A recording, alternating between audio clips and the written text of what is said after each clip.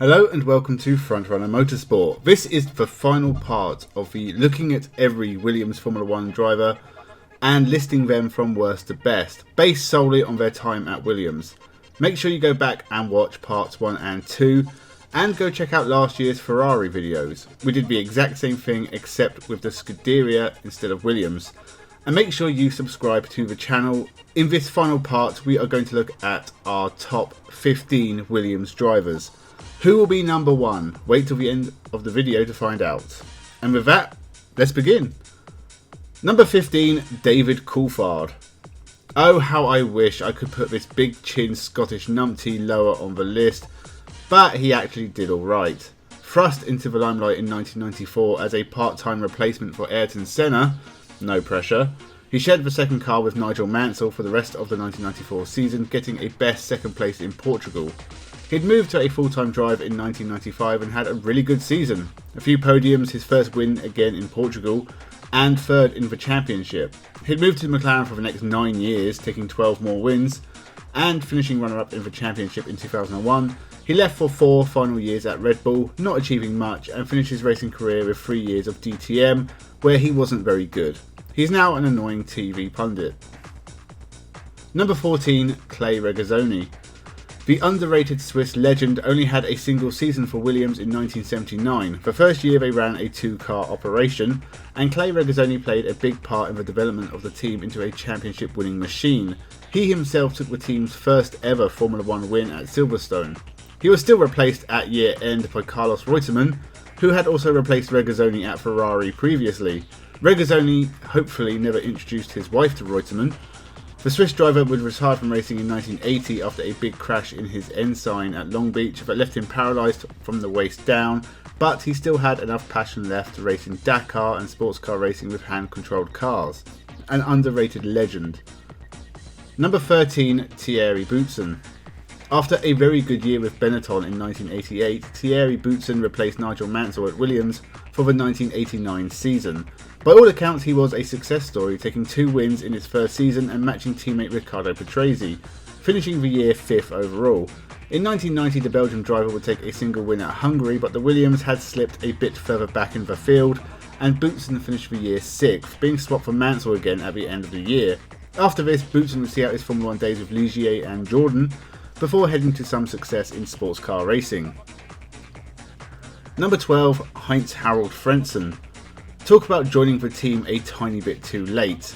Frentzen arrived at Williams in 1997 after a few decent years with Sauber. Replacing Damon Hill, the reigning champion in the top team, should come with a lot of pressure, but Frentzen got plenty of podiums and took his first Formula 1 win. He finished runner-up to teammate Jacques Villeneuve in the final standings, but it was a successful first year nonetheless. His second year was nowhere near as good, Williams weren't as competitive, and apart from a single podium, it was a bad year for the team and Frentzen. He left to take wins with Jordan before making some bad career decisions by joining Prost and Arrows, before returning to Sauber for a final year in 2003. Number 11, Riccardo Patrese. Once upon a time the most experienced man in Formula 1 history until Rubens Barrichello beat his record, Patrese was around for a long while and was a good servant for Williams. The second driver throughout his time with the team, but a reliable hand doing a stand-up job. The Italian would start his Formula 1 career with Shadow and Arrows, before finding success with Brabham, taking 2 wins in Monaco in 1982 and South Africa in 1983. Despite this, the unreliability of the Brabham meant Patrese never really featured high in the championship, and he'd jump between Brabham and Alfa Romeo for the next few years before joining Williams at the last race of 1987, standing in for Mansell. He stayed with the team in 1988 but struggled to perform before Williams really kicked on in 1989. Patrese scored multiple podiums and finished 3rd in the championship. He'd take his first of 4 wins for the team in 1990, finished 3rd in the championship in 1991, then 2nd in 1992. He left Williams for a final year with Benetton. Many podiums and wins for the Williams team, one of the best second drivers ever. Number 10, Keke Rosberg. And now we move into the champions section of the list, and a man who really didn't deserve to be champion. Gilles Villeneuve and Didier Pironi should have been fighting for this championship, but Villeneuve died and Pironi was seriously injured and had to retire during the 1982 season, leaving Keke Rosberg and his single race win to take the crown. This after a few years driving for teams such as Theodore Racing, ATS, Wolf Racing and Fittipaldi Automotive. He joined Williams in 1982 and took a win at Dijon. This was enough to win the championship.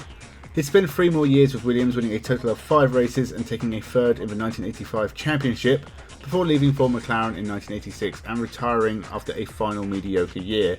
Keke Rosberg is definitely one of the luckiest champions ever, but he did spawn a world champion's son, so maybe it is in their blood. Number 9, Jacques Villeneuve. Am I going to get a lot of hate for saying Jacques Villeneuve is one of the most overrated drivers ever? I'm going to say it anyway. Yes, he was the 1995 Indy 500 winner and kart series champion, and he managed 2 good years in Formula 1, but was Villeneuve ever really that great? In 1996 he finished second on his debut and won his 4th ever race, the first of 4 wins in his debut year, taking second in the championship. In 1997 he'd take 7 wins and beat Michael Schumacher in the championship. Up to this point he is a better prospect than Lewis Hamilton. 1998 was a bad year for both Williams and Villeneuve, only 2 podiums and the team was way off the pace, and Villeneuve just started making poor career choices. Joining BAR and scoring no points in 1999, he stayed with the team until 2003 and would take a couple of podiums, but had little to no success with the team. He'd raced for Renault and Sauber, but wasn't great and was replaced by Robert Kubica mid-2006. He has done very little since. Number 8, Juan Pablo Montoya. Much like Jacques Villeneuve, Montoya came into Formula 1 as a kart series champion and Indy 500 winner. Unlike Villeneuve, he didn't walk into a team dominating Formula 1, instead debuting for Williams in 2001 during the Schumacher years. Montoya was often impressive but struggled to finish races early on, but took his first win at Monza and finished 6th overall. In 2002, Montoya scored regular podiums on his way to 3rd in the championship, matching that in 2003, but with the addition of 2 more wins including Monaco. His final year with the team was mixed. He scored points at most races and took his final Williams win in Brazil, but only finished 5th in the championship before spending a year and a half at McLaren and getting sacked for causing chaos. Number 7, Carlos Reutemann. He may have stolen all his jobs from Clay Regazzoni, but Carlos Reutemann sure knew how to drive a race car. He drove for Williams at the tail end of his career after years of racing for Brabham, Ferrari and Lotus. He came to Williams having taken 4 wins for Brabham and 5 for Ferrari, finishing 3rd in the championship in 1975 for the former and in 1978 for the latter. He joined Williams in 1980 alongside eventual champion Alan Jones and finished 3rd again overall. 1981 was his best year, finishing 2nd overall, and if Alan Jones had given him a hand, he may have been champion. He turned up for 1982 and finished 2nd at South Africa, but after 1 more race retired, with reasons spanning from the Falklands War to his political career to just being fed up with racing all being thrown around. He was a successful politician until his death a year ago. Number 6, Alain Prost. The Professor only had 1 season for Williams and it was a dominant one. Not only did it kill Nigel Mansell's career as he left Williams because he didn't want to be partnered with Prost, it also stopped Ayrton Senna joining the team until 1994. Prost kept up the success Mansell managed in 1992, taking 7 wins and beating Senna and teammate Damon Hill. He would leave straight away after with his 4th World Championship and an end to his 13-year career. May have been evil, but he was a champion. Number 5, Ralf Schumacher. The last non-champion on the list, but Ralf Schumacher was a successful and faithful servant to the Williams team. Overshadowed by the success of other Williams drivers and his own brother, Ralf Schumacher often flies under the radar. After 2 decent years with Jordan, he joined Williams in 1999 and performed okay. Not great, but okay. He got podiums, scored points and finished 6th overall, doing the same in 2000 and climbing higher to 5th. Schumacher would take his first win in 2001 at Imola and would take 2 more that year, with another win in 2002 and 2 more in 2003. He wasn't having a great 2004 when a big crash in America led to him being injured for most of the year, and he would sign with Toyota to see out the rest of his Formula 1 career. He may have not had the overall success of other drivers, but he was consistent, took wins and did well in the championship at a time when Williams were not exactly at their highest level. Ralf Schumacher was a pretty great Williams driver. Number 4, Alan Jones.